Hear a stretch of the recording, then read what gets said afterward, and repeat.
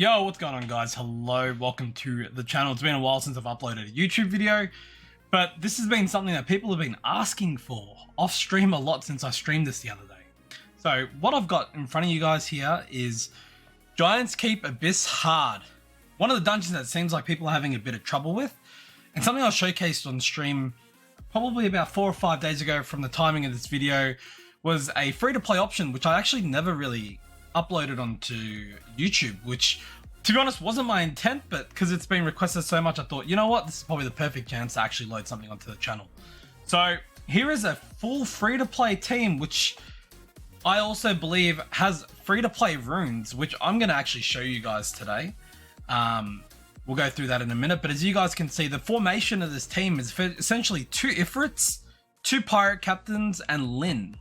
So let me talk to you guys about the composition of this team and how we ended up with this team. So going back a very long time ago before Ikari's existed, we used to run a lot of Galleon based teams for dungeons. Now, the worst thing about Galleon is the fact that his AI is very bad. So we kind of stepped away once we started getting some more free to play teams, more easier to build, smarter AI units. But it seems like we're back to square one with running Galleon again, but it is the best solution we have in the short term. So let's talk about how this team works. So as you guys can see, my Galleon runs first into the Bark, or the Wind Pirate Captain. I'll refer to him as Bark moving forward. Then we have a Chamomile, Veramos, and then Lyn following up right at the end. Now, there are certain nuances to my team and the way they are currently ruined, which I'll run through in a minute. But effectively, the idea is that we have a bunch of max HP scaling damage dealers in the form of Emir, Veramos, and Lyn to deal with the boss stages. But you also have a bit of a what's it called? A bit of a wave 1, wave 3 clear units as well in the form of Emir and Veramos, the AoE units. So the idea is to try to clear the trash waves as quick as possible. Hopefully use our skills that we're meant to use. There are certain damage thresholds that are needed to be met for certain skills to be used. Unfortunately, this team won't allow it. There is an advanced team that allows that. We're not going to bother talking about that today. We're just going to talk about how this team works here today. So anyway, I'm going to let this run in the background, but we're going to quickly run through the units in the order that they run. So let's start off with the Galleon. So let's get Galleon out here. This is the Galleon that we're running. Plus 148, so the minimum speed requirement is actually plus 143. It's not right on the 5 tick, but it is plus 143. So then when you do skill 2 with Galleon, you actually lap your Ifrits as well as lapping your Lyn, which I'll run through what their speeds are in a minute. So that's how this team operates. So now let's look at the runes. It's speed, crit rate, and attack. Nothing too crazy stat-wise, as you guys can see here. Artifacts, I've tried to use blue artifacts where possible, so just aiming for plus water. And on the right side, just aiming for some skill 2 crit damage. As you guys can see, yes, there's a roll into skill 3, which is useless, so I thought I'd try this artifact out. So that's the Galleon. The next unit in line is the Bark, and this is what he looks like. Again, let's go through this view here. Fatal Blade. He's actually right at the 6 tick mark, or 239 speed, and he's just on some random sets, so nothing too crazy here. Speed, attack for damage, attack, plus water. So as you guys can see, blue artifacts, and I did skill 2 crit damage, a bit of attack up effect. Honestly, didn't really matter for the purpose of this video.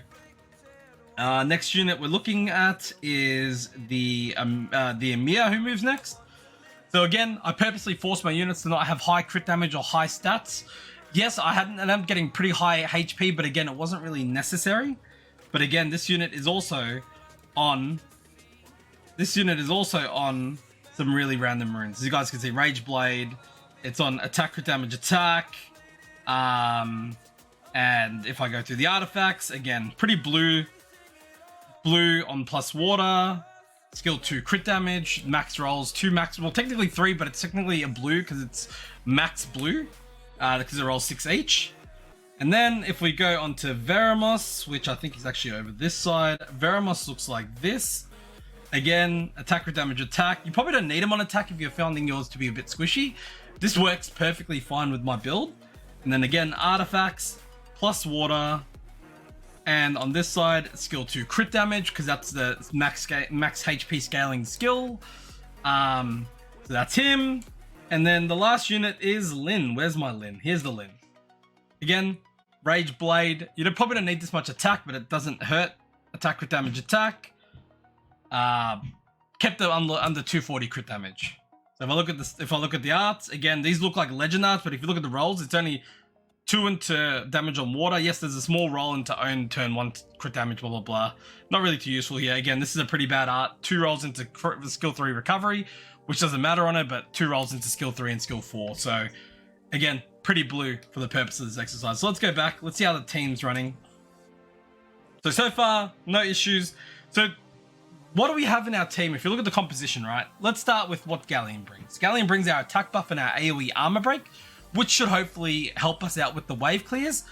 What we also have is he has a skill 2 pushback skill, so we can control attack bar a little bit. That's what Bark is really good here for.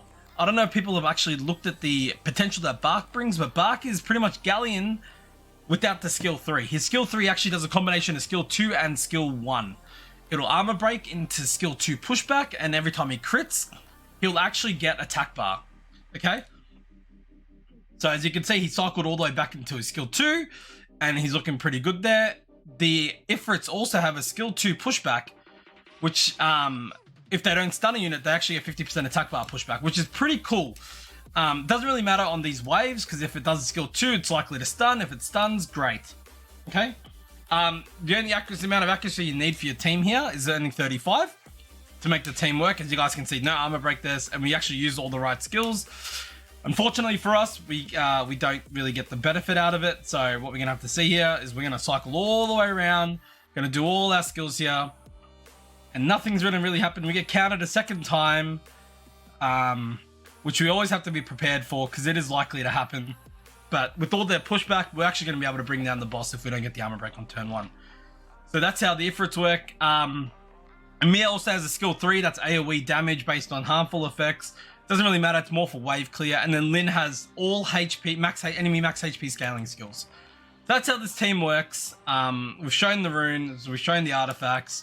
I'm going to run it through. We're going to quickly finish off this set of 10, and you guys can see, you know, this could be a team that you could build. Hopefully it serves you well. Again, we came across this team before. I was actually proposing Savannah in the place of Bark for another AoE armor break source. So if you have Savannah works in the place of the Wind Pirate Captain very, very well there. You can actually also replace Veramos with Deborah if you have Deborah. I'm not going to go into too much of that, because I know not a lot of people have Deborah. The idea of this is to be a free-to-play video.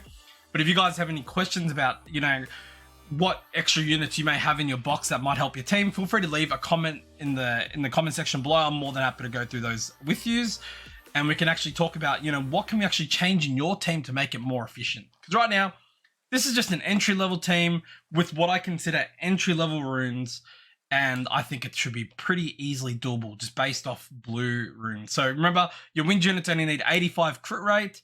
Veramos and Lin will need 100 crit rate, and just aim for as much crit damage as possible from there. Now, I've really lowered my rune quality on this team.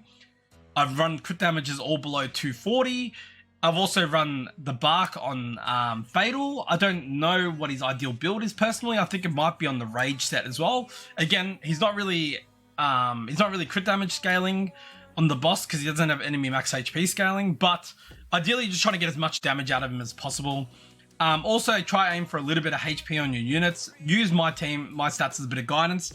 As you saw, my Galleon has a shield set on him. That's just to make sure that we also have that little bit more tankiness should this happen here. As you guys can see, my Lin is literally 1 HP. So keep that in mind. All my towers are maxed, and so that's something also very important to keep in mind. Also, all my units here are max skilled as well.